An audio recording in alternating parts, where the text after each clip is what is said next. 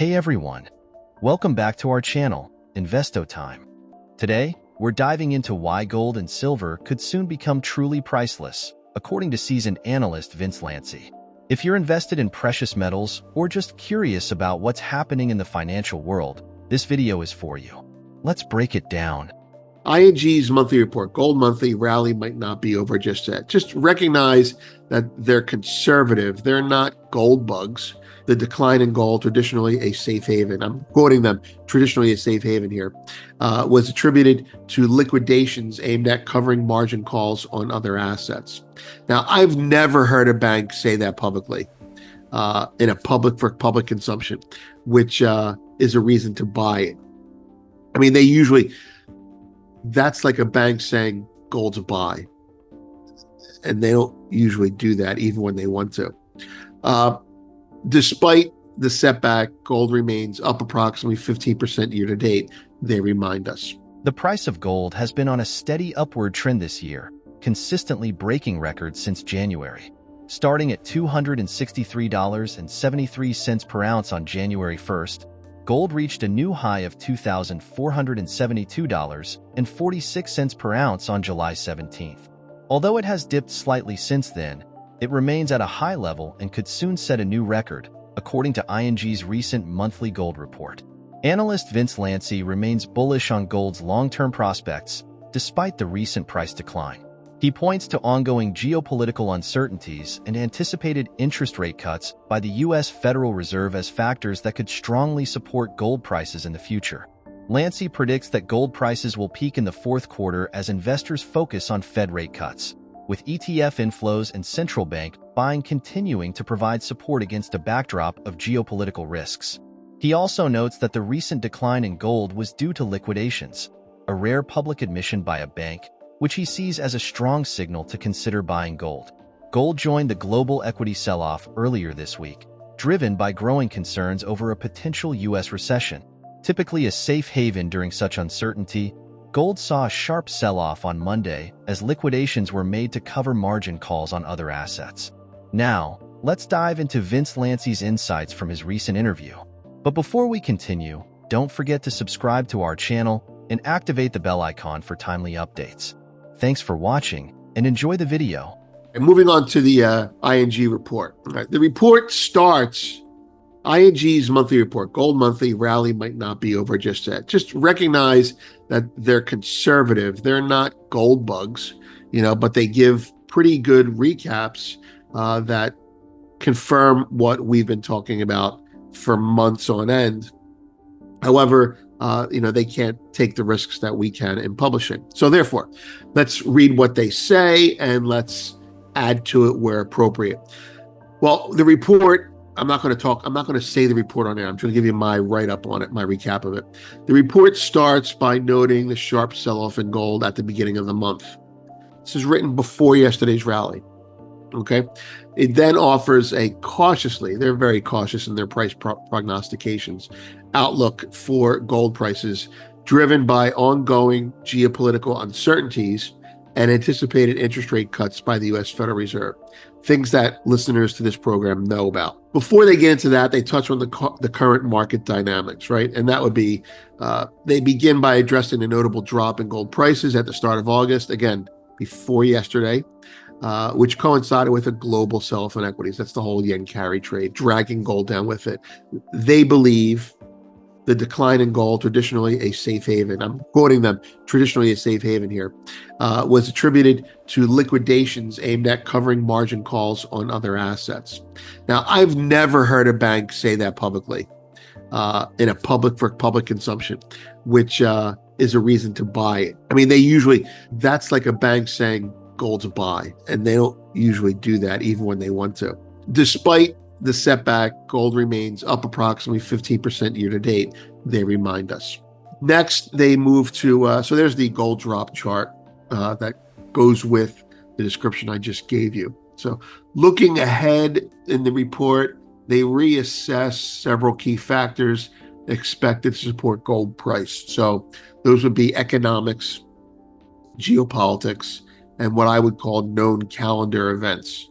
So event risk. And then they update on central bank buying factors. All things that readers here are very familiar with, but let's just read it. Let's just talk about it in someone else's words. All right. So we're going to start with economic drivers and monetary policy. That chart's for the next section. Economic drivers and monetary policy, they don't have a chart on that one. Central among these is the anticipated shift in U.S. monetary policy, they believe. The Federal Reserve, having maintained its key interest rate at the highest level in over 2 decades, is now expected to initiate a series of rate cuts starting in September of 24. This shift, motivated by a slowing economy, would reduce borrowing costs, thereby enhancing gold's appeal as a non-yielding asset. Now, that concept is tried and true, and it's still true in the U.S. So why has gold rallied for the last year? Because the U.S. isn't buying it. See, that's the point. The opportunity cost of gold in U.S. terms, interest rates, isn't a problem for Americans. We're just like, okay, we're not going to buy gold yet. However, in China, if bonds are at all-time highs, right, and interest rate costs are lower, and the dollar is no longer part of your day-to-day risk, you're going to buy gold. And you're not going to worry about U.S. interest rate risk because you're not dealing in dollars as much anymore. Anyway, this will dovetail nicely into the ETFs. So keep this in mind in the back of your head. Say, okay, there hasn't been much demand due to interest rates dropping, but now there could be. And that's an American comment. And that's fine. Vince Lanci's analysis indicates that central bank gold buying, especially by China, remains strong despite official reports suggesting a slowdown. He argues that China's strategic pause in public gold purchases is likely intended to influence market prices and allow other BRICS nations to accumulate gold before their upcoming summit.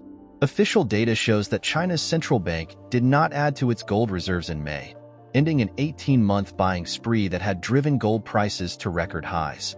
This pause, driven by high gold prices, may have temporarily reduced purchases, with bullion held by the PBOC remaining at 72.8 million troy ounces at the end of last month.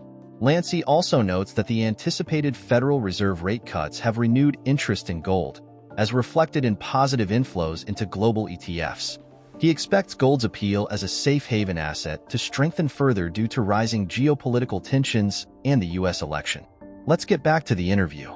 Central bank buying, it's safe to say they are still buying for the foreseeable future. Now, that's not a facile term. It means they're going to keep buying until after the election. Central bank remain the key players in the gold market, with continued net buying reported, particularly from emerging markets. The report notes that recent slowdown in purchases by PBOC, official gold purchases by China, which has paused its gold acquisitions after an 18-month buying spree. This pause, likely due to the high gold prices, could temporarily dampen demand. Despite this, ING expects central bank demand to remain strong overall, providing ongoing support for gold prices. Okay, stop right there. They haven't stopped buying. They've stopped publicly buying. They're buying as much or more as they have been. I just know this. I've known it for years that China doesn't buy most of their gold through the PBOC. The PBOC holds small gold compared to what the country owns for backing its own currency. So you're going to start seeing reports about that come out because gold's going to keep going up and someone's going to discover that China is still buying gold. And we're going to say, yeah, of course they're buying gold. They have been forever and they won't stop until they're done. The other reason that they're publicly not buying gold as much is because they want the price to go down. They're signaling that they're going to buy more if it goes down, and they're making room for other BRICS players who need to buy before the summit, like India, who has been buying when China has not. So the PBOC not buying is like saying, I'm not buying, and George Soros is still buying. It's just ridiculous. Moving on to ETF inflows. Now, I think this is probably the most interesting thing in terms of ongoing. They observe a shift in investor sentiment. Remember, the Fed's going to ease.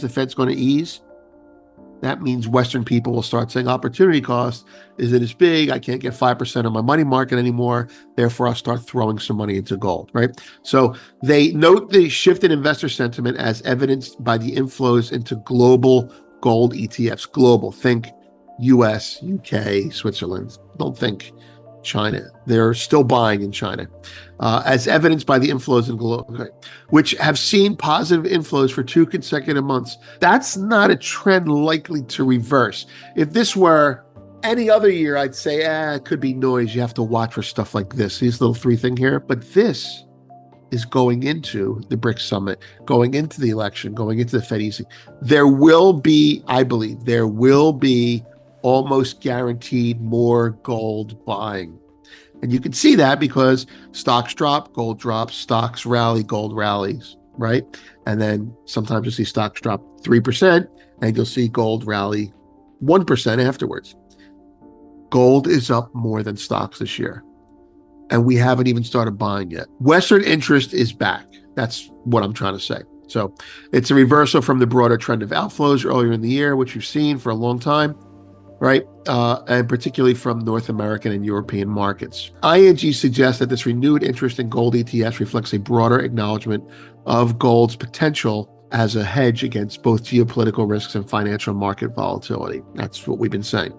Their price outlook is very conservative, however. Their price outlook says that gold prices will continue to rise, peaking in the fourth quarter of 2024. The bank forecast an average price of $23.80 an ounce in the third quarter, with a potential peak at $24.50 per ounce by year end. This outlook is underpinned by the expectation of continued central bank buying, geopolitical tensions, yada, yada, yada.